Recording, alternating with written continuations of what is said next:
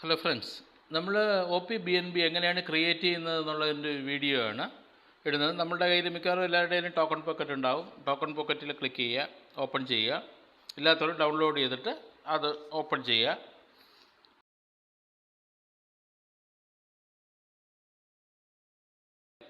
Click ചെയ്തതിന് ശേഷം S D wallet, multisig wallet, keypad wallet എന്ന് കാണാം. അതിൻ്റെ താഴെ സിംഗിൾ നെറ്റ്വർക്കിന് തൊട്ട് താഴെയായിട്ട് അവിടെ ക്ലിക്ക് ചെയ്യുക. ആ സെർച്ചിൽ ക്ലിക്ക് ചെയ്ത് കഴിയുമ്പോഴേക്ക് എന്നിട്ട് അവിടെ O P B N B എന്ന് കൊടുക്കുക. കണ്ടോ, ഒ പി ബി എൻ ബിയുടെ സിഗ്നൽ ഉൾപ്പെടെ പകുതി ബി എൻ ബിയുടെ സിഗ്നലും താഴേക്ക് ഒ പി എന്നുള്ള ഇതുമായിട്ട് വന്നിട്ടുണ്ട്. ഒ പി ബി എൻ ബിയിൽ ക്ലിക്ക് ചെയ്യുക. ക്ലിക്ക് ചെയ്ത് കഴിയുമ്പോൾ ക്രിയേറ്റ് വാലറ്റ് എന്നുള്ളൊരു ഓപ്ഷൻ വരും. അതിലേക്ക് ക്ലിക്ക് ചെയ്യുക. വീണ്ടും ക്രിയേറ്റ് വാലറ്റ് ഓപ്ഷനിൽ ക്ലിക്ക് ചെയ്യുക.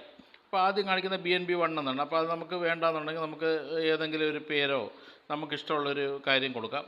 കൊടുത്തിട്ട് പാസ്വേഡ് സെറ്റ് ചെയ്യുക.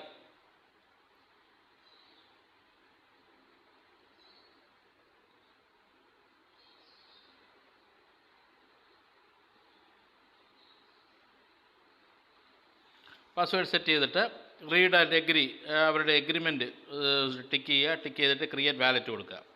ക്രിയേറ്റ് വാലറ്റ് കൊടുത്തിട്ട് താഴേക്ക് സ്ക്രോൾ ചെയ്യുമ്പോൾ അണ്ടർസ്റ്റുഡ് എന്നുണ്ടാവും. അതിലേക്ക് ക്ലിക്ക് ചെയ്യുക.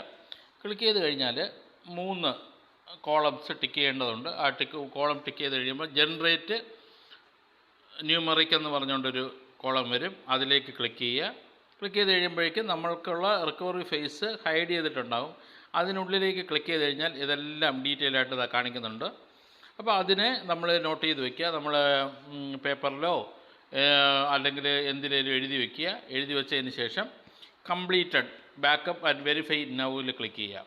ക്ലിക്ക് ചെയ്ത് കഴിയുമ്പോഴേക്ക് സ്വാഭാവികമായിട്ടും ഈ ആ ഡിജിറ്റെല്ലാം താഴേക്ക്, അത് വേർഡ്സ് എല്ലാം താഴേക്ക് വന്നിട്ടുണ്ടാവും.